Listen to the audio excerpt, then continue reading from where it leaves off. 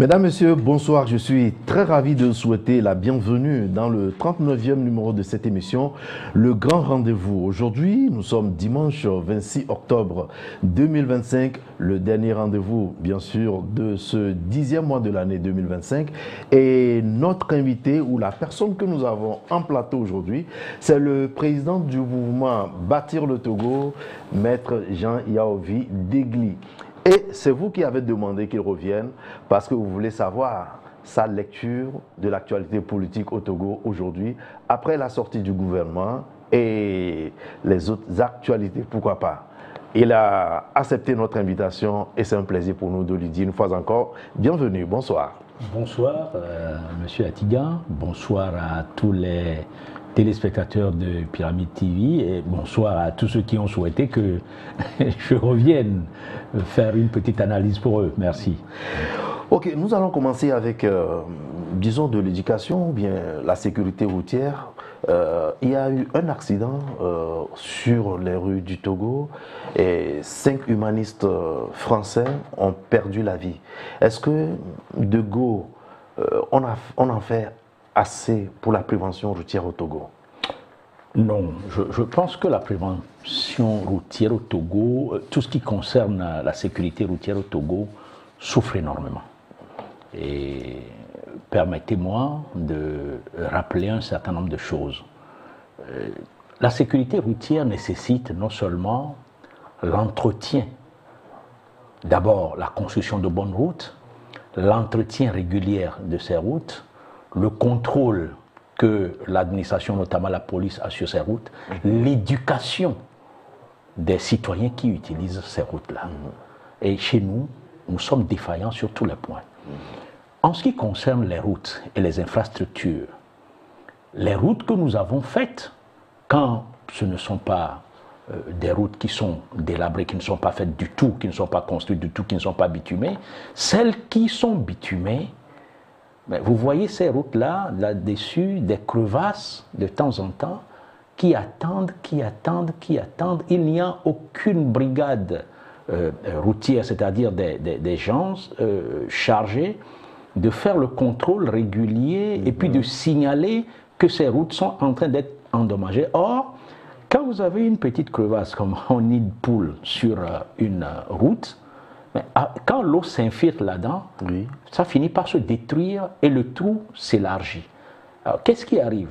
Quand le trou s'élargit, la route est détruite, ce trou-là, un automobiliste ou un motocycliste ou un cycliste va vouloir l'éviter. Ça va créer des accidents. Nous avons ce problème-là partout. Il faudrait qu'il y ait une équipe en place qui s'occupe de ça. Nous avons un fonds d'entretien routier, nous obtenons des péages, des frais de péage, nous devons pouvoir les utiliser pour ça, pour construire des routes, construire des pistes et les entretenir. Deuxième chose, vous avez les feux tricolores. Vous savez, moi je vois des feux tricolores depuis 2-3 ans qui sont là, qui sont endommagés, en panne, et personne ne s'en occupe. Allez par exemple au Carrefour Y, que moi j'utilise tous les matins pour fonctionner. Le feu tricolore de Carrefour Y, ça fait à peu près 4 ans que ce feu tricolore est en panne. Personne ne s'en est jamais occupé. Et le nombre de problèmes qu'il y a... En partant de Limousine, vers Avédi, en partant de Avédi vers Limousine, des deux côtés. Parce que ça fait deux côtés. Ça a une rue non bitumée qui vient de la mosquée, et puis l'autre qui vient de la Adido Gomedouane. Mais ce carrefour est extrêmement dangereux. Alors vous quittez là-bas, quelquefois vous arrivez aussi à Limousine, c'est la même chose. Et il y a plein d'exemples comme ça en ville, où vous avez des feux tricolores qui sont en panne pendant longtemps, et comme les citoyens togolais, beaucoup, ne veulent pas laisser le temps à quelqu'un de passer avant qu'il ne passe, eh bien, évidemment, cela crée des accidents. Vous avez le fait que les véhicules les plus longs, les plus grands, ceux qu'on appelle les titans, roulent à gauche. Moi, je n'ai jamais vu ça. C'est au Togo que j'ai vu ça la première fois. Les véhicules les plus grands roulent toujours à droite. La voie de gauche est une voie de dépassement. Voilà. C'est une voie de dépassement. Vous avez les véhicules qui sont les plus longs, qui restent là-dessus. Vous avez ceux qui veulent rouler doucement, qui se mettent sur cette voie. Vous avez les émigrants qui se mettent sur cette voie. Du coup, à chaque fois, il y a des problèmes. En fait, c'est un embouteillage de tout le temps, ou bien c'est un encombrement de tout le temps, et la voie est mal utilisée. Vous avez les émigrants, ou du moins les émigrants aujourd'hui, les tricycles également. Oui, oui, qui sont sur une voie, en train d'avancer sur la voie, et puis il veut tourner à gauche.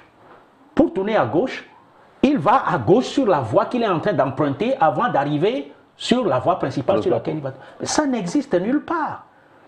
Quand vous voulez tourner, vous restez sur votre côté jusqu'à ce que vous tourniez. Non, il va, du coup, il empêche celui qui vient de la même rue, de la route d'avant, dans l'autre sens, dans l'autre sens, de pouvoir. Ça crée des accidents.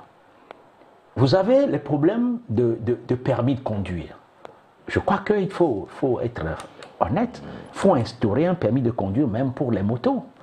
Et il faut être rigoureux là-dessus. Si on ne veut pas instaurer le système de permis de conduire, au moins il faut qu'on instaure un système d'éducation qui fait que c'est après une formation seulement qu'on délivre un papier à quelqu'un et qu'il peut facilement... Des gens sont arrivés du village, ils n'ont jamais vu de feu tricolore. Ils ne connaissent même pas les clignotants. Et puis, ils ont la moto et ils font ce qu'ils veulent. Comme on dit, ils rentrent dans le business. Exactement. Et quand on rajoute le tramadol et tout ce qu'ils prennent, alors ça devient extrêmement dangereux. D'un autre côté, vous avez notre police, notre gendarmerie, je dirais la sécurité routière qui ne joue pas son rôle. Des véhicules sont endommagés. Ces véhicules n'ont pas de visite technique en bonne et due forme. Mais on donne de l'argent en chemin et puis on passe. Des gens qui enfreignent les règles de la circulation. On donne de l'argent et puis on passe. Et puis, bon, c'est devenu, depuis un certain temps, la règle. Quand on a la sécurité routière qui se positionne quelque part, c'est beaucoup plus pour racketter que pour donner des contraventions. Il faut donner des contraventions. Et à un moment donné, bon, les gens, n'importe qui pouvait aller dans la rue parce que les policiers passent. Quelquefois même, vous voyez des gens qui sont en tenue militaire, qui sont dans la rue pour racketter. Voilà. Et bon, c'est vrai, entre-temps, je crois que c'est le président Faure qui a dû exiger que ceux qui rentrent dans la rue soient en tenue. Voilà. DSR, Direction de la sécurité routière. Mais malheureusement, là aussi, les choses ne marchent pas. Donc, il est indispensable qu'on prenne des dispositions et qu'on fasse de l'éducation. La circulation dans nos rues, quand on voit la manière dont les gens se comportent, c'est extrêmement dangereux. Et quand on met tout ça là ensemble, ça fait un cocktail explosif. Quand on dit qu'on a trop d'accidents, on a trop d'accidents chez nous, c'est que les dispositions idoines ne sont pas prises. Il va falloir qu'on se penche sérieusement là-dessus, sinon on laisse les Togolais crever d'accidents de circulation. On a tous ces petits problèmes-là. Hein. J'ai cité juste ceux-là pour montrer que non, il reste beaucoup à faire. Donc au niveau de l'éducation et également au niveau du contrôle, parce que le contrôle doit être rigoureux. Absolument. Voilà. Absolument. C'est ça qui peut nous permettre de... Si le contrôle n'est pas rigoureux, l'individu ne sent pas que quand il est en faute, on peut le sanctionner et qu'il suffit qu'il donne 1000 francs ou 500 à un policier, à un gendarme et puis c'est suffisant, eh bien nous n'aurons jamais la sécurité routière. Nous n'aurons pas la sécurité routière. Il faut qu'on s'y penche sérieusement et qu'on essaie de régler ce problème parce que nos concitoyens meurent et meurent de morts dont ils ne doivent pas normalement mourir. Voilà. Ok, merci beaucoup. C'était justement par rapport à ce qui s'est passé, donc des humanistes qui ont perdu la vie sur les routes du Togo. Et il y a beaucoup de Togolais également qui perdent la vie et d'autres pour les accidents, que ce soit à l'intérieur, c'est-à-dire dans la capitale, comme ceux qui également font les longues distances ou les voyages, comme c'était le cas. Eh bien, les Togolais vous ont interpellé, les téléspectateurs, ceux qui bon, voilà, sont fidèles à cette émission, surtout les amis de la diaspora, qu'on attendait le premier gouvernement de la Ve République et vous aviez dit qu'il fallait laisser le temps au président du Conseil de mettre en place son gouvernement. Maintenant, on a connaissance de ce gouvernement. Quelle est la lecture de bâtir le Togo? Bon, ma lecture est simple. Il faut prendre les choses sur deux plans. Sur le plan du renouvellement de la classe dirigeante, notamment du renouvellement des personnes qui occupent les postes. Sur ce plan-là, le nouveau gouvernement ne brille pas. Sur 27 ou 28 ministres, on a 7 qui sont nouveaux et qui occupent essentiellement les postes de ministres délégués. Je crois que ce n'est pas ce que les gens attendaient, surtout quand on a dit qu'on était dans une dynamique de large consultation pour que le président du Conseil fasse intervenir de nouvelles compétences et de grandes compétences. Ce n'est pas ça. On a pratiquement pris les mêmes et on a recommencé. Ben ça a été un jeu de chaises musicales où on a changé de poste à des gens. Maintenant, est-ce que ces gens-là, tous ont la compétence là où on les a mis? Je crois que la compétence, on peut l'avoir. Quand on a gouverné, quand on a dirigé autant de temps que les gens ont été, ceux qui sont mis à ces postes ont été là, je crois qu'ils doivent comprendre quelque chose. Maintenant, est-ce qu'ils sont capables de changer? Je vois un Dodi Kokoroko muté d'un poste à un autre et qui commence déjà à pas faire bouger les choses dans l'environnement. Qui rentre déjà dans une dynamique. Bon, chacun doit pouvoir. Parce que être ministre, ce n'est pas une chance à saisir ni une opportunité. On doit comprendre qu'être ministre, c'est avoir l'occasion d'aller servir son pays. Et quand on le sert bien, on y laisse son nom. Les gens me disent, oui, être ministre, c'est une chance à saisir et c'est à cause de ça que les gens me disent, il faut que tu acceptes des ministres. Ça me fait rigoler. Moi, j'ai été ministre à 28 ans. Je n'ai pas demandé à être ministre. On m'a demandé, au sorti de la conférence nationale, de devenir ministre, j'ai refusé. J'étais parti à des études aux États-Unis. Le Premier ministre Kofi Gold me disait d'ailleurs qu'à l'époque que je laissais le Togo pour aller rencontrer ma copine aux États-Unis, ce qui me faisait rigoler. Et puis, quand on m'a demandé d'être ministre, je venais de sortir de la conférence nationale. Et moi, j'avais une certaine popularité qu'il fallait en tant qu'avocat capitaliser. Je gagnais à peu près 2 500 000 quand je fais mon calcul de cette période-là par mois dans mon cabinet. Au moins, voilà, au moins. Le nombre d'affaires que j'avais, que le cabinet engrangeait, quand mes comptables ont fait le point après pour me donner, voilà à peu près où j'en étais. J'ai été nommé ministre, j'ai accepté de l'être difficilement, mais j'ai dû accepter parce qu'on m'a dit, mais écoute, c'est toi qui étais avec les jeunes dans la rue, tu as été la cheville ouvrière, les changements sont venus, l'État t'appelle pour que tu viennes servir, tu refuses. Ok, je suis parti pour servir. Mais en tant que ministre, mon salaire brut était 500 000 francs par mois. Mon salaire brut était 500 000 francs par mois. Et comme je n'étais pas marié, je n'avais pas d'avantage. Ok? Donc c'est de 500 000 francs par mois qu'on tirait tous les impôts de l'État et il me restait à peu près 400 quelque chose mille. Mais j'ai accepté de faire ce sacrifice. Je suis resté. J'ai travaillé. Ok? Après, quand je suis sorti du gouvernement en étant le premier des ministres togolais à avoir démissionné du gouvernement. Quand je suis sorti du gouvernement, le Premier ministre m'a nommé conseiller juridique et puis m'a chargé de mission pour aller dans les différents pays, pour essayer d'expliquer la situation du Togo, notamment les problèmes de la transition. Je l'ai fait. Il m'a dit de le faire en tant qu'avocat et sur la base... Et là, c'est votre cabinet qui répondait. Voilà.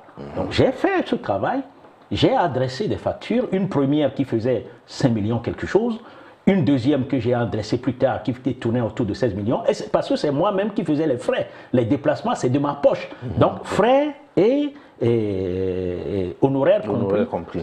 Ça n'a jamais été payé. Quand je suis arrivé au Togo, les gens m'ont dit, mais il faut que tu ailles le chercher. J'ai dit, je fais cadeau à l'État. J'en fais cadeau à l'État. Je ne sais pas combien de Togolais peuvent faire ça. Mais je ne voudrais pas dire qu'il faut que chacun aille jusque-là. Je voudrais seulement qu'on sache que être ministre, c'est un sacrifice à aller faire. Gouverner doit être un sacrifice. Gouverner ne doit pas être perçu comme une chance à saisir, une opportunité pour moi. Non. Ou une opportunité pour s'enrichir. Pour s'enrichir. Elle doit être perçue comme une opportunité, une occasion pour aller servir les autres et pour marquer l'histoire. Donc les ministres qui sont là actuellement, je crois qu'ils peuvent, si ils finissent par cultiver cette valeur, ils peuvent changer les choses telles qu'elles étaient hier, et puis en arriver là, et effectivement faire de leur poste ministériel un tremplin pour le pays. C'est ça. Pour réussir quelque chose pour le Togo. Donc sur le plan de la compétence, je ne peux pas dire qu'ils manquent de compétences. Est-ce qu'ils peuvent utiliser les compétences à bon escient? Au service voilà. de la population. Donc les nouveaux ministres qui sont venus, on a lu leur CV. Vous savez, le CV ne fait pas l'homme, hein. Le CV ne fait pas le travail. Dans la pratique, vous pouvez avoir un CV long comme d'ici à 5 cassés, mais si vous n'avez pas une organisation et une rigueur, une discipline qui vous permettent de réussir les choses, vous avez beau avoir un CV, ça ne servira à rien. Ouais. Donc sur ce plan-là, je dis, il faut que quelque chose change. OK? Sur le plan maintenant du résultat, j'ai dit que le gouvernement ne répond pas aux attentes en ce qui concerne les changements de tête que les gens voudraient. C'est ça. Et je dis en même temps, ce n'est pas, la chose la plus importante, c'est le résultat. Est-ce que le gouvernement tel qu'il est composé aujourd'hui pourra donner aux Togolais les résultats escomptés? Est-ce que lorsque nous aurons laissé les 100 jours de période de grâce à ce gouvernement, nous commencerons à voir quelque chose de concret pour savoir qu'il y a quelque chose qui a changé. Parce que si les Togolais ont fait le sacrifice d'entrer dans une 5e République et d'abandonner tout ce qu'ils ont comme droit et liberté dans l'ancienne Constitution, c'est aussi parce qu'ils espèrent que quelque chose va changer. Si ce quelque chose qui va changer ne vient pas, si le bien-être n'accompagne pas, si la gouvernance continue toujours d'être comme par le passé, si les gens gouvernent pour eux plutôt que de gouverner pour le peuple, si le peuple ne peut pas, les Togolais ne peuvent pas se lever et se dire, bon, ok, on est en train de voir le bout du tunnel du côté de la sortie, qu'on va sortir de la misère, alors ce gouvernement aura été un fiasco. Mais j'espère que ce ne sera pas le cas. Pourquoi je dis j'espère que ce ne sera pas le cas? Je ne suis pas prophète, mais j'ai vu quelque chose dernièrement. J'étais à la conférence Lomé Peace and Security Forum. J'ai entendu le président Faure Gnassingbé avoir un discours qui m'a profondément interpellé. J'ai failli m'avancer et lui dire, mais Monsieur le Président, je vous félicite. Maintenant que vous avez fait le diagnostic, qu'est-ce qui va se passer? Parce que le diagnostic signifie que vous avez en réalité réglé à moitié le problème. Vous avez fait la moitié du chemin. Voilà. Le président a parlé de pourquoi il peut y avoir des problèmes de paix et de sécurité dans un pays. Et il a cité l'exclusion, la pauvreté, les injustices sociales, l'exclusion territoriale. Il a cité la mauvaise gouvernance. Tout un tas de choses. Je me dis, mais nous connaissons le problème. Voilà le problème. Qu'est-ce que nous faisons maintenant pour changer la donne? Et j'espère que, ayant posé le problème comme lui-même il a posé sur le plan national et international, parce que cette conférence, elle est internationale et nationale, qu'il va faire en sorte que l'équipe qu'il dirige aujourd'hui puisse apporter des résultats et des solutions aux problèmes que les Togolais ont et qui ont fait que et la diaspora et les gens à l'intérieur ont connu cette ébullition que nous avons connue à partir du mois de mai, juin, juillet. Oui. Mais est-ce que, selon vous, vous pensez également qu'il faudrait, quelque part, qu'on puisse mettre des périodes d'évaluation pour les ministres? Quand ça marche, ok, tu continues. Quand ça ne marche pas, bon, voilà. Vous savez, je voulais justement, à l'occasion de cette émission, vous dire que ce que je pense, c'est que le président du Conseil doit accepter qu'il y a un mécanisme en place. Il doit mettre un mécanisme en place. C'est ça. Qui est un peu comme un shadow cabinet pour lui. Qui travaille pour lui. Qui est son œil dans la société. Parce que je ne suis pas sûr, et là je reste persuadé, quand j'étais ministre, jeune ministre, j'ai vu comment les gens se sont coupés autour de moi et ne voulaient plus t'approcher parce que tu es devenu ministre. Et puis si toi tu ne descends pas dans la masse, tu ne peux pas avoir certaines informations. Donc ça voudrait dire que, à ce niveau, ça voudrait dire que, je voudrais que les téléspectateurs puissent également comprendre que c'est comme votre entourage vous coupe un peu de la réalité. Votre entourage vous coupe et vient vous donner des informations qui ne sont pas forcément les vraies informations. Donc je souhaiterais que le président accepte de mettre en place un mécanisme qui est un peu comme un shadow cabinet, composé des gens, pas des gens de son parti, pas des gens qui lui doivent quelque chose, mais des gens qui sont intègres, des gens qui ont un parcours, des gens qui ont de la compétence, des gens qui connaissent la souffrance de l'individu et qui peuvent lui remonter des informations en lui faisant des rapports confidentiels. Et c'est à quelque chose comme ça que moi je souhaiterais participer. Parce que quand moi je vois les Togolais en difficulté, je vois des problèmes, j'essaye de remonter ça aux autorités qui doivent les régler. Et je crois que le président du Conseil doit avoir quelque chose comme ça. Des gens qui n'ont pas peur d'aller lui dire la vérité. Des gens qui sont là pour lui remonter exactement ce que le peuple sent. De façon à ce qu'il ne perde pas de vue, non pas son objectif qu'il a fixé, qui est, bon, je veux que vous fassiez ceci, qu'il ne le perde pas de vue, mais également que personne ne vienne le tromper sur la manière dont la chose, la gouvernance est ressentie dans la population, la manière dont les résultats se traduisent sur le terrain. Vous savez, il est très facile d'amener un chef d'État, un chef de gouvernement, un président de conseil sur le terrain pour aller inaugurer une infrastructure qui résout un problème.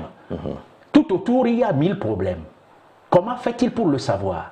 En allant inaugurer, il croit qu'il a réglé tous les problèmes de la région. Non, il faut que des gens soient là pour lui dire Monsieur le Président, vous savez, vous venez de régler un problème, mais il y en a tant. Vous venez de régler un problème, mais il peut entraîner aussi des conséquences négatives dans telle chose. Et ça lui permet d'avoir une vision d'ensemble, voilà, et plus objective qui l'aidera à réagir. Je sais que les gens n'accepteront jamais ce genre d'idées autour de lui. Surtout quand je dis que Jean Desglis peut participer à ce genre de... Parce que moi, ce qui m'intéresse, ce qui me préoccupe le plus, c'est l'intérêt général, c'est le bien-être des Togolais. Je dis hier, ma lutte était une lutte contre des gens, ok? Même si je faisais une lutte pour dégager un système, aujourd'hui ma lutte est une lutte pour des gens. Pour des gens, ça signifie quoi? Ça signifie pour le peuple. Ok. Ok? Ma lutte, elle a été toujours pour le peuple, mais elle a été d'abord dirigée contre des gens qui incarnent quelque chose. Aujourd'hui, je dis, peu importe les gens qui sont en face, il faut absolument qu'à partir du moment où ils ont décidé d'être là où ils sont, il faut qu'ils donnent des résultats. Il faut que la gouvernance soit une gouvernance qui règle les problèmes. Je ne veux pas accepter que ce soit après avoir changé seulement ces gens-là qu'on ait des résultats. Si on veut les changer, on n'a qu'à les changer. Ceux qui ont les moyens pour changer des choses n'ont qu'à les changer. Oui. Moi, je n'en ai pas les moyens. Mais les moyens dont je dispose, c'est de persuader l'autorité, de tout faire pour que l'autorité qui est là aujourd'hui soit persuadée qu'il doit créer le bien-être pour le peuple. Et si demain cette autorité change, ma lutte est toujours la même. Je me bats pour des gens. Je me bats pour des Togolais, quels qu'ils soient, petits, grands, vieux, et femmes, hommes du nord, du sud, de l'est, de l'ouest, pauvres, riches, je me bats pour eux, pour qu'ils aient ce qu'on peut tirer d'une gouvernance pour être heureux dans un pays. Voilà. Voilà, l'essentiel c'est ce qu'on peut tirer d'une gouvernance pour être heureux dans un pays. Et également ce qu'on peut tirer, c'est aussi les recettes. Et nous avons depuis quelques jours, c'est-à-dire depuis vendredi, à la tête de l'OTR, nous avons une dame. Elle s'appelle Madame Tiegan Digwori, qui était présidente de l'Assemblée nationale. Après, elle était au ministère de l'urbanisme et fraîchement élue maire de Kbélé 2. Et nommé à la tête comme commissaire général de l'OTR. Avant de répondre à la question de Mme Tiegan, j'ai dit quelque chose tout à l'heure. J'ai dit un mécanisme que le président du Conseil doit avoir à sa disposition. Ouais. Je voudrais préciser. Ce mécanisme n'est pas, les gens qui sont dedans ne sont pas des fonctionnaires. Ils ne seront pas payés. Mais c'est des gens à qui on donnera les moyens de pouvoir jouer le rôle que le président du Conseil veut qu'ils jouent, accepte qu'ils jouent. C'est-à-dire rentrer là où il faut, vérifier ce qu'il faut, contrôler ce qu'il faut, on leur donnera les moyens pour ça. C'est pas des gens... ça voudrait dire que ça rappelle un peu ce que les Asiatiques, c'est-à-dire la Chine, disons le Japon et autres, faisaient pour contrôler les gens, pour éviter la corruption. Exactement. Okay. Si vous les mettez dans une situation pour qu'ils soient payés ou quoi que ce soit, ils n'ont plus l'indépendance nécessaire.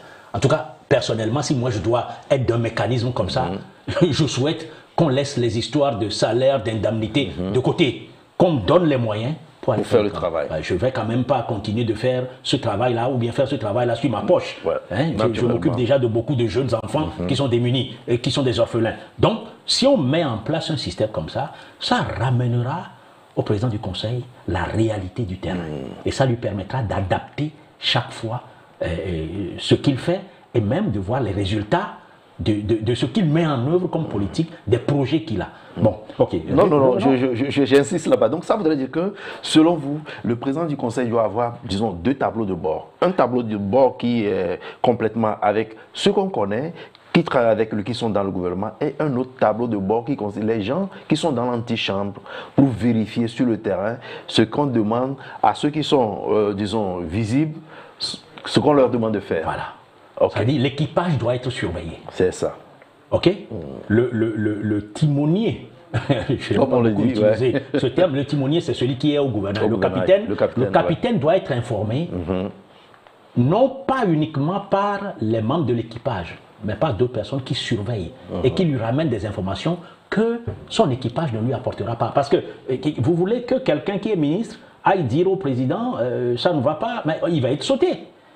Mais si quelqu'un d'autre le dit et qu'on lui demande de rectifier, il peut travailler. Il peut travailler. Voilà. Revenons à la nomination de Mme Tchegan. D'abord, j'aimerais dire que personnellement, je suis content que Mme Tchegan ait été nommée à ce poste. C'est une femme togolaise qui s'est battue, issue d'un milieu certainement pas des plus aisés, qui est arrivée à un niveau où les gens ont toujours, en tout cas ceux que j'ai rencontrés souvent, m'ont parlé de sa compétence. C'est une juriste, mais une fiscaliste aussi, qui était déjà dans le service, dans l'administration des impôts. Donc, qui connaît la maison. OK? Qui a une idée de comment on peut diriger. Et qui elle-même a eu à occuper des fonctions importantes. Elle a été présidente de l'Assemblée. Bon, elle a été élue maire dernièrement. Bon, ce n'est pas un poste auquel elle a eu à rester longtemps. Voilà. Mais elle a une certaine vision, certainement, de l'administration, de la manière de fonctionner, et puis de la manière d'organiser la fiscalité dans notre pays. Parce qu'il faut dire quand même la vérité, à un moment donné, les choses allaient un peu dans tous les sens. Les choses allaient dans tous les sens.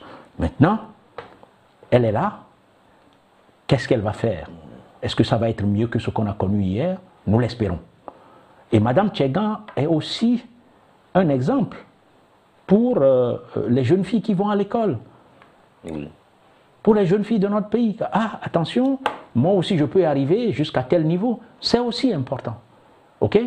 Donc, j'ai entendu à gauche et à droite des idées jetées en disant « Ah, pourquoi elle était déjà dans le système ?» Non, ce n'est pas une question d'état. Est-ce qu'elle a la compétence? Voilà, est-ce qu'elle peut? Voilà. Maintenant, on l'attendra sur les résultats. Elle a la compétence, on l'a placée à ce poste. Si elle donne des résultats, il faut qu'on l'applaudisse. Si elle ne donne pas les résultats, nécessairement, il y aura des critiques.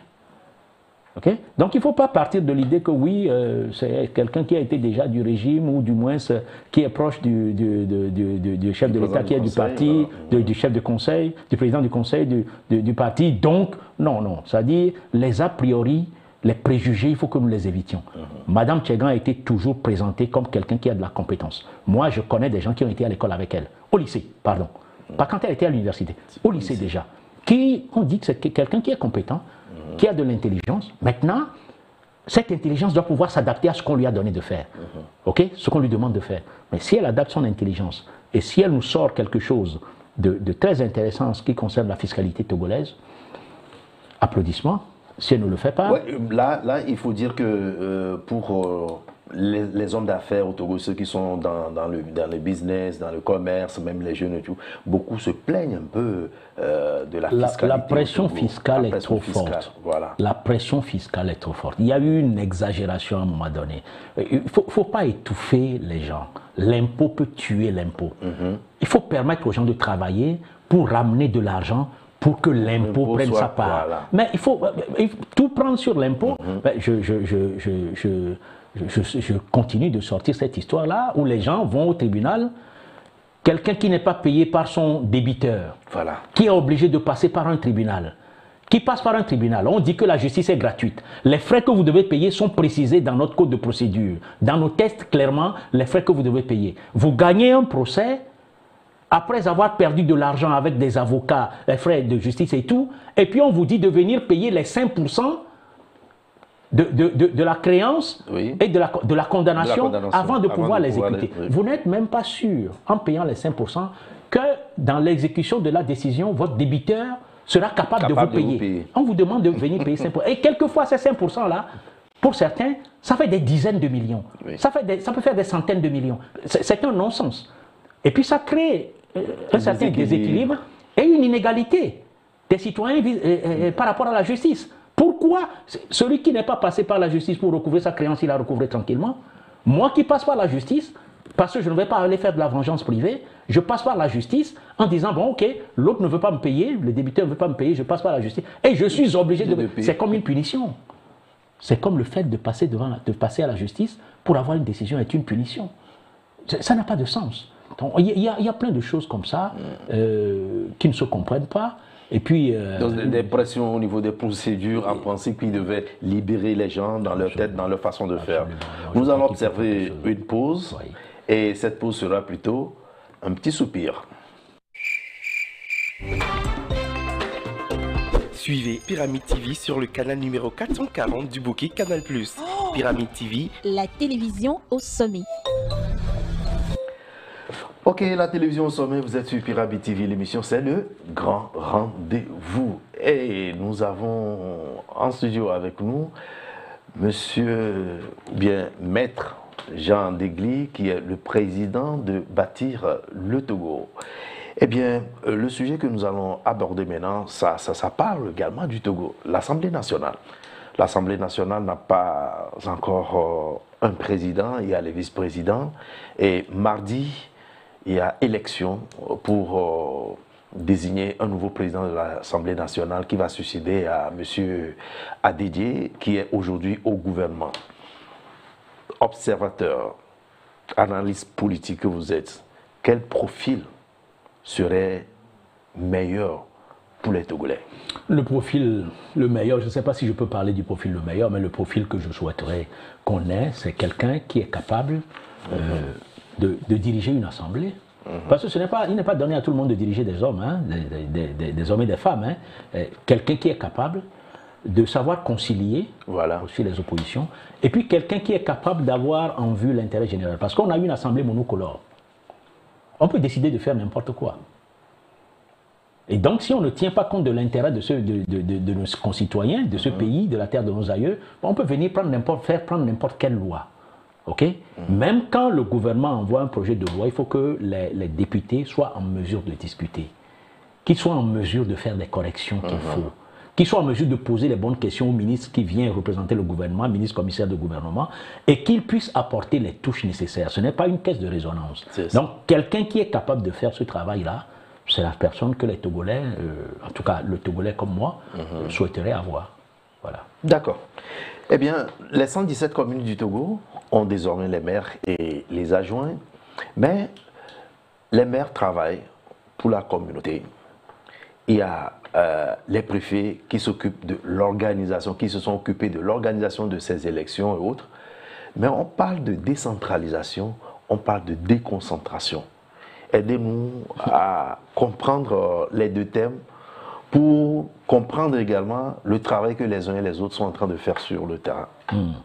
Bon, la décentralisation, c'est le transfert des compétences de l'État vers les collectivités territoriales, qui ne sont pas uniquement que des démembrements de l'État, qui sont indépendants, qui ont de la personnalité juridique. OK? Et parmi ces institutions, ou du moins ces organes, qui participent à la décentralisation, nous avons les maires, les conseillers municipaux, nous avons les conseillers régionaux et les présidents de région. De l'autre côté, il y a la déconcentration. C'est ça. La déconcentration, c'est le transfert de pouvoir de l'administration centrale vers un certain nombre de ses agents qui sont toujours soumis à l'administration, qui répondent à l'administration. Les maires, les conseillers municipaux, les conseillers régionaux ne répondent pas de la même manière. Ils n'ont pas cette hiérarchie-là qui leur dit, bon, c'est ce que vous devez faire, c'est ce que vous ne devez pas faire, voilà, faites ceci, faites cela. Les préfets et les... comment on les appelle? Les préfets au niveau de la décentralisation. Les gouverneurs. Les préfets et les gouverneurs sont dans la déconcentration. Okay. C'est des agents de l'État ok, à qui l'État a délégué, l'administration centrale a délégué une partie du pouvoir. Son pouvoir, ouais. Ok, donc eux, ils répondent directement à cette hiérarchie. Okay? Les autres, ce n'est pas la même chose. Ils ont une certaine indépendance. Bien sûr, il y a toujours le contrôle de l'égalité parce qu'on est dans un État unitaire. Oui. Mais les préfets et les gouverneurs ne sont pas dans la même dynamique que les maires, les conseillers municipaux, les conseillers régionaux et les présidents de région. Les présidents de région, les conseillers municipaux, les conseillers régionaux et les maires sont beaucoup plus indépendants et doivent avoir la possibilité, dans le cadre des collectivités territoriales, des collectivités locales, de prendre des initiatives sans être obligés d'être bloqués systématiquement ou de s'en référer nécessairement à l'État central. Voilà. Mais est-ce qu'aujourd'hui ça deviendrait un problème si un préfet intime des ordres à un maire de faire ci ou de faire ça? Le préfet, maintenant, au niveau du contrôle du budget des communes, non, je crois que les tests ont prévu comment les choses doivent se faire. Ce n'est pas le préfet qui vient contrôler le budget. Le préfet peut se voir déléguer des pouvoirs pour vérifier des choses. Voilà. Ok? Puisque dans tous les cas, on est dans un État et l'État est unitaire. Ok? Mais le préfet ne donne pas, il ne se lève pas et puis donne des ordres comme certains préfets l'ont fait et qu'on a entendu. Le préfet donne des ordres. Le préfet, il amène le maire devant le ministre et puis quand le ministre leur parle, il se lève, il tape sur la table et tout ça. Il est qui? C'est un préfet, c'est un citoyen comme tous les autres, hein, à qui on a délégué juste une portion d'autorité de l'État. Il ne faut pas qu'il aille faire agenouiller le maire dans son bureau, hein, parce que là où on est, on peut arriver à cette situation avec certains préfets qui croient que, bon, une fois que c'est l'État central, l'administration centrale qui leur a délégué une portion de pouvoir, donc ils peuvent tout se permettre, comme certains le font. Et là aussi, il faut un contrôle. Il faut un contrôle. Parce que ces genres de comportements, ça jette l'anathème sur le pouvoir central et notamment sur celui qui incarne le pouvoir central, ce qui n'est pas bon. Voilà. Dans nos pays, hein, on ne voit que le premier. Le premier, quand ça va mal, tout ce qui est mauvais, c'est lui. Oui. Quand ça va bien, personne ne pense à lui. Hein. Ça. Mais quand ça va mal, c'est à lui qu'on pense. Ouais. D'accord. Est-ce que vous permettez qu'on sorte un peu du Togo? Allons-y. D'accord. C'est un voyage. Ok, le Cameroun, élection présidentielle, la Côte d'Ivoire, élection présidentielle. Actuellement même, les résultats, on est en train de donner les résultats. La commission au niveau de la Côte d'Ivoire. Au niveau du Cameroun, les résultats sont donnés. Ça voudrait dire que Paul Biya rempilerait et Alassane Ouattara serait aussi en train de rempiler.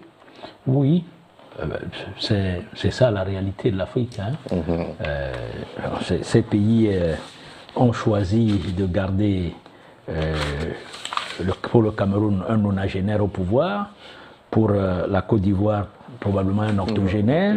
Bon, qu'est-ce que vous voulez qu'on dise? C'est dommage, et puis avec tout ce qui s'ensuit, tout ce qui en découle comme conflit. C'est vraiment dommage, mais bon, c'est comme ça. Au moins, si ces gens, dans la pérennité qu'ils ont au pouvoir, apportaient le bien-être, essentiellement le bien-être, ça irait. Et malheureusement, le Cameroun, que moi j'ai connu, où j'ai été un certain nombre de fois, ne me semble pas véritablement bénéficier du bien-être de la gestion de pouvoir. La Côte d'Ivoire, M. Ouattara a posé quand même un certain nombre d'actes, il faut être honnête, il ne va pas jeter le bébé avec le bain et puis il faut donner à César ce qui est à César. Il a posé des actes, mais il n'a pas besoin d'être au pouvoir à vie pour le faire. Il y a des gens autour de lui qui sont des compétences. On aurait pu s'entendre pour que quelqu'un d'autre passe. Bon, mais il a voulu encore passer.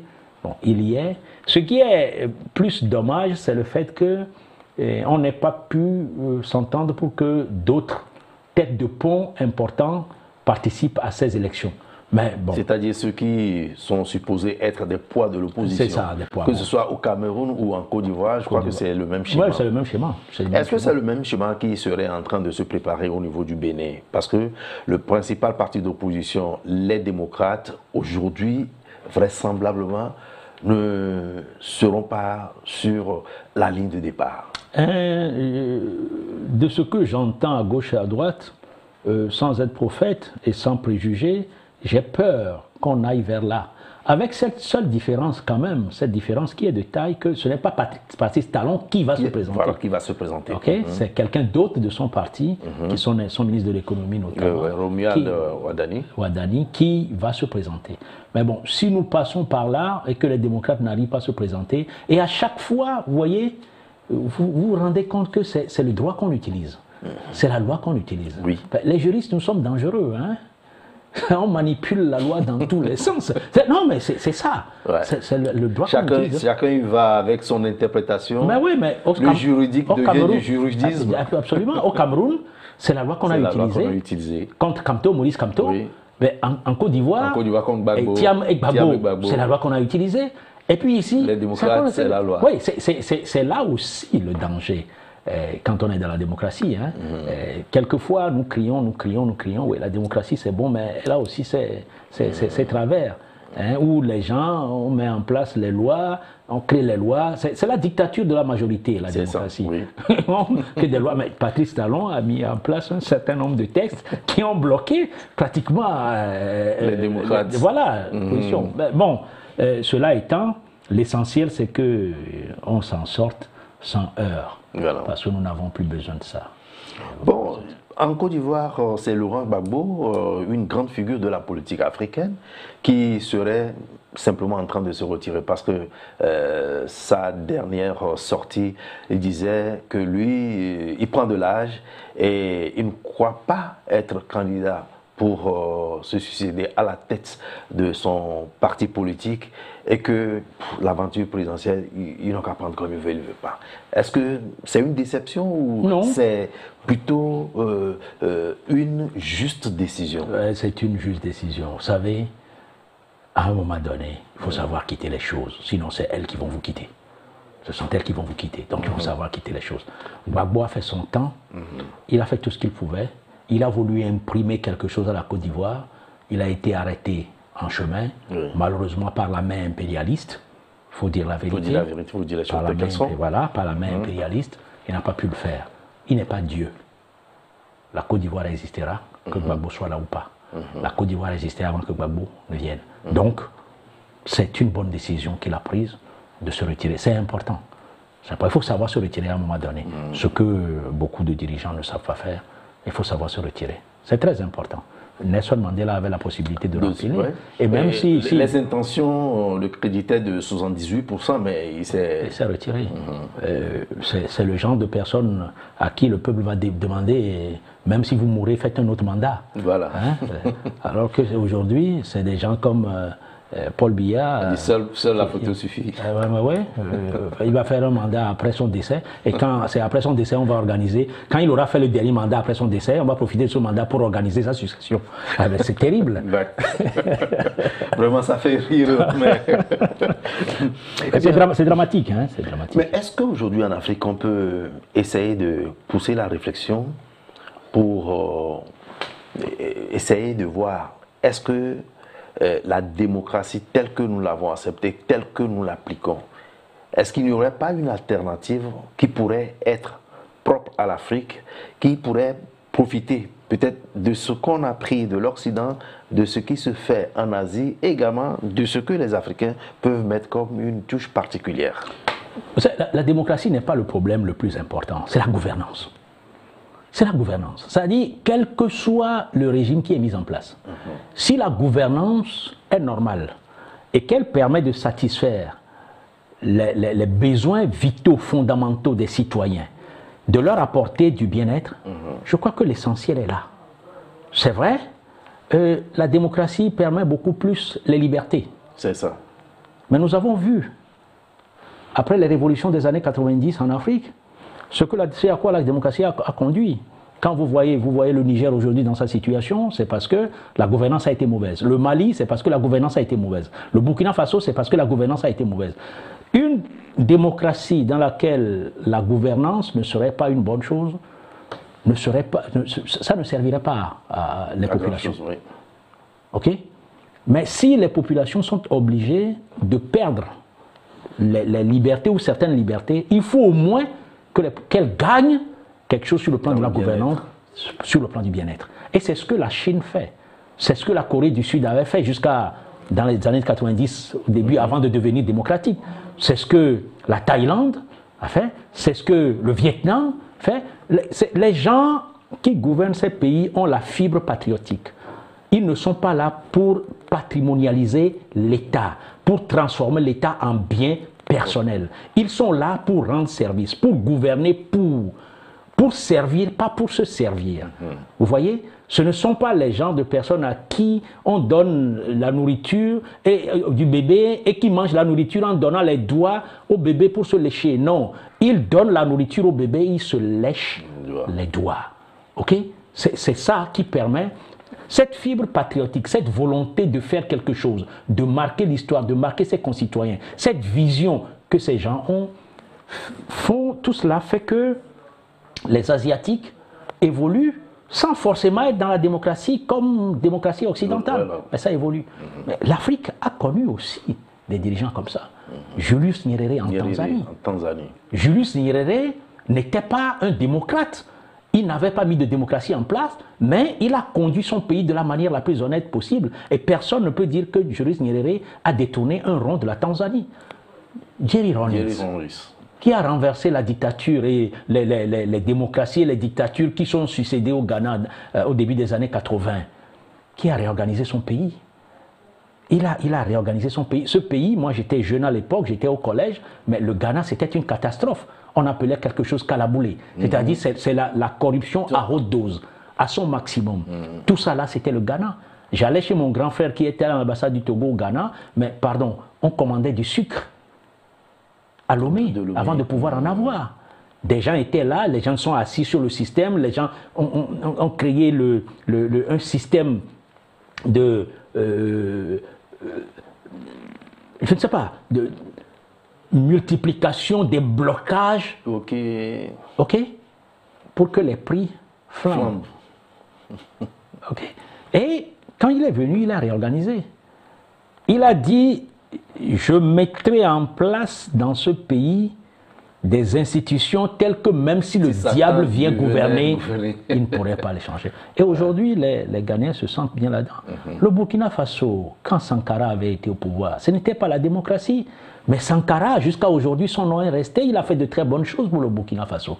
Donc l'Afrique aussi peut s'inspirer. C'est vrai, il y a des pays qui passent en démocratie tranquillement. On a le Nigeria, on a le Bénin, on a le Ghana. On a des pays qui passent facilement dans la démocratie sans difficulté. Il y a certains qui n'y passent pas facilement. En tout état de cause, tous les pays qui font la démocratie dans le monde ne copient pas bêtement le système d'un pays. Chacun adapte un peu à sa réalité. Mais en adaptant, il ne faut pas aller travestir.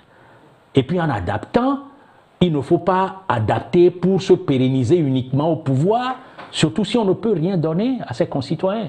Donc je crois que l'Afrique peut trouver une juste voie en prenant ce que nous avons de l'Occident, ce que nous avons de l'Asie, ce que nous avons chez nous. Mais d'abord et avant tout, puisque c'est les hommes, c'est des êtres humains, des hommes et des femmes qui vont gouverner, tout doit venir d'eux. Il doit y avoir une certaine volonté, un certain patriotisme, une volonté de servir et pas de se servir.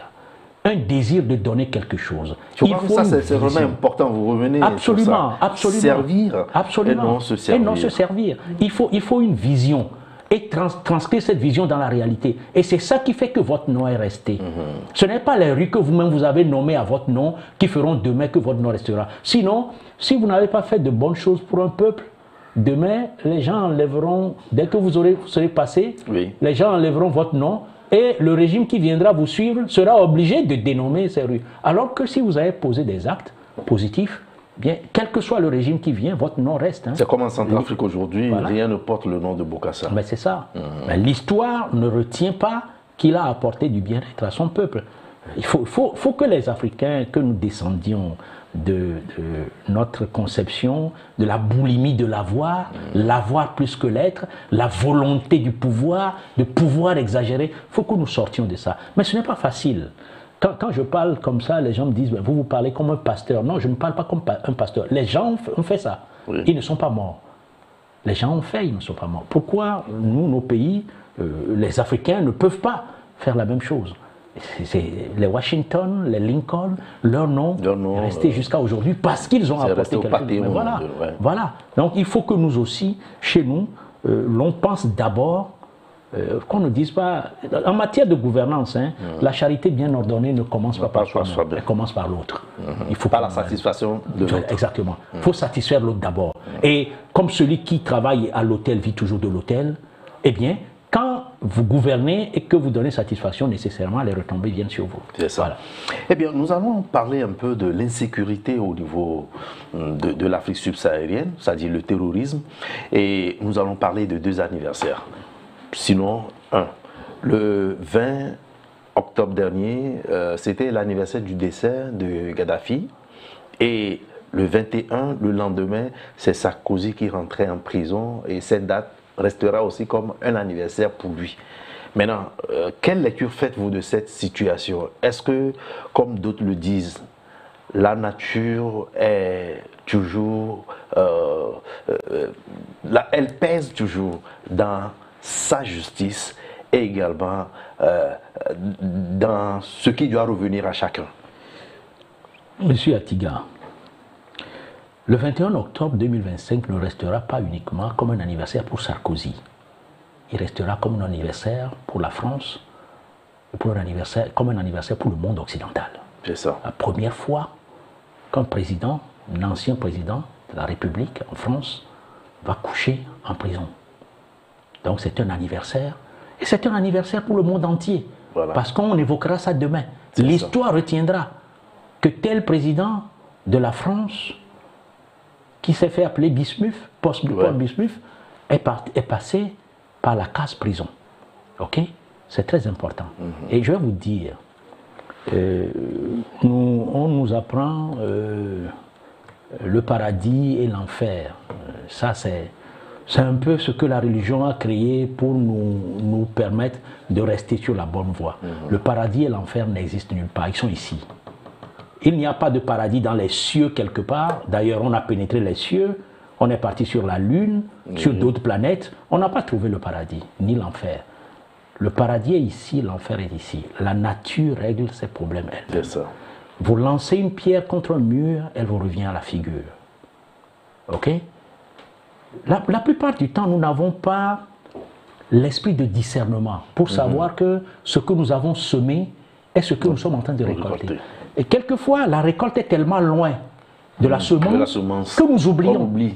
Tout ce que nous faisons, nous en avons les résultats. Tout ce que nous faisons. Si c'est le bien, eh bien, vous tournez, il reviendra vous rejoindre quelque part. Si c'est le mal, vous tournez, il reviendra vous rejoindre quelque part. Mais c'est que nous n'avons pas l'esprit de discernement pour identifier, ah, c'est ça que j'ai fait, c'est la conséquence que j'ai. Et donc, Sarkozy a aujourd'hui les conséquences de ce qu'il a semé. Ok?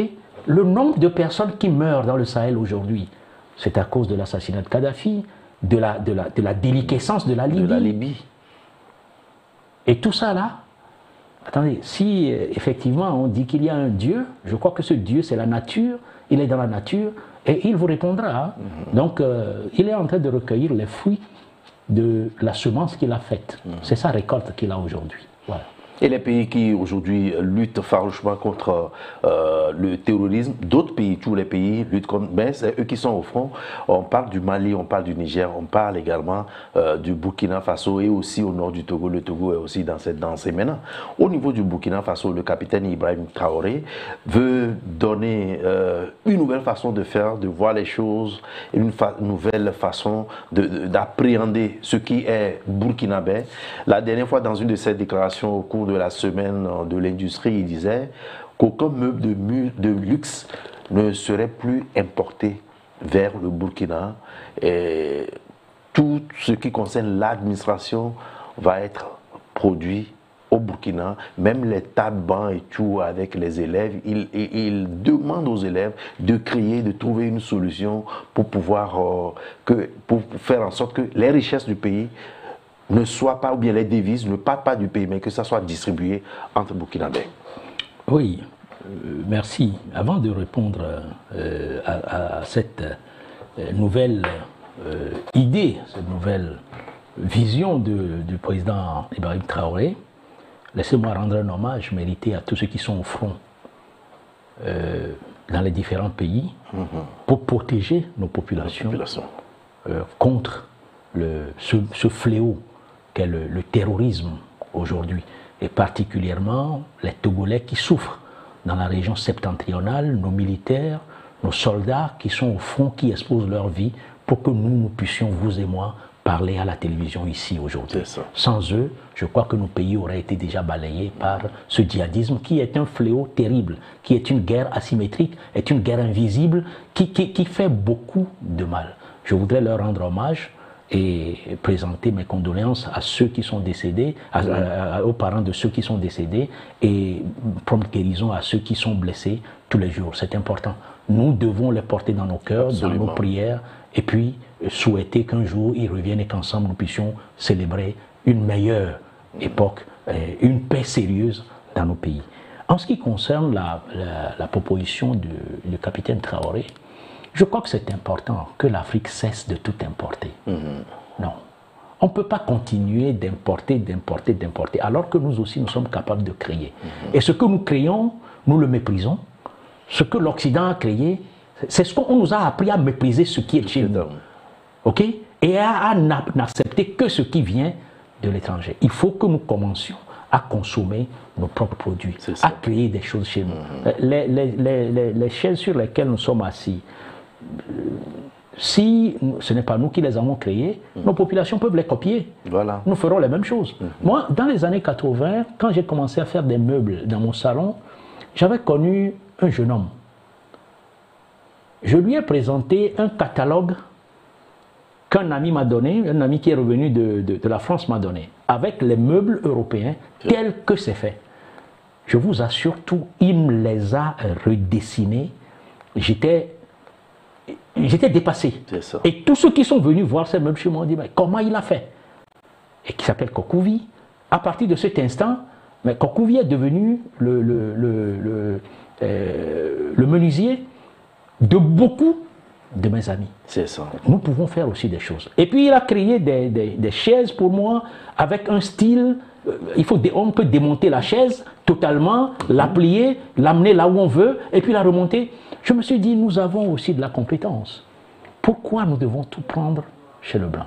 Pourquoi nous sommes obligés de porter des habits du blanc tout le temps alors qu'on peut faire la même chose chez nous? Donc, je crois que cette idée est bonne. Ça permet non seulement de sauver les devises, mais ça permet de donner du travail et de l'argent à nos concitoyens. C'est important. C'est important. Il faut que les Africains commencent à penser de plus en plus dans ce sens. C'est ce que les Asiatiques font. C'est ce que les Asiatiques font. Et d'ailleurs, la plupart des biens qui sont utilisés par les Occidentaux aujourd'hui sont fabriqués en Asie. Vraiment, c'est bien. Nous sommes presque à la fin de cette émission. Et votre conclusion serait quoi? Non, ma conclusion serait que je dirais, à l'orée de l'entrée dans cette nouvelle dynamique politique qu'est la Ve République, avec son premier gouvernement, je voudrais souhaiter que les ministres prennent conscience de la nécessité de servir ce pays, d'apporter quelque chose à ce pays, que la dynamique change et que le bien-être aille au peuple, qu'ils comprennent qu'il faut qu'ils servent et non qu'ils se servent, et que le chef de gouvernement, le président du Conseil, accepte de mettre en place les mécanismes les plus rigoureux de contrôle de sa vision. Il faut que la vision qu'il a et qui vient sur papier, que le verbe se traduise dans la réalité à chaque fois. Et que les Togolais n'aient plus l'occasion de se fâcher, de s'énerver parce que le bien-être ne leur arrive pas. Il est indispensable. Je crois que je prends de l'âge et à chaque fois je me dis, j'espère voir un Togo meilleur, prospère, où l'intérêt général prévaut, la réconciliation nationale, le vivre ensemble, une véritable nation, des Togolais qui s'embrassent du nord au sud parce qu'ils sont tous dans la joie, ils ont envie de construire la même chose. J'aimerais pouvoir voir ça avant d'avoir mes deux pieds dans la tombe un jour. Et je crois que le président Faure Gnassingbé a la possibilité. Je vous ai dit sur le plateau la fois dernière que je crois qu'en matière de réconciliation nationale, il n'y a pas meilleur que lui pour le faire. Un pied dans le nord, un pied dans le sud, il est la meilleure personne pour le faire. Et beaucoup d'autres choses, il a la possibilité. Et je rappelle encore l'idée que j'ai émise tout à l'heure, un mécanisme de contrôle indépendant, avec des gens indépendants, qui peuvent lui apporter la réalité de ce que le Togolais lambda ressent à travers sa gouvernance. Merci. Merci beaucoup, merci d'être passé sur ce plateau. Amis téléspectateurs, aujourd'hui c'est le dernier rendez-vous de ce mois de novembre, de ce mois d'octobre plutôt. Et le prochain rendez-vous, naturellement, nous allons retrouver le dimanche prochain et ce serait en novembre. Allez, au revoir.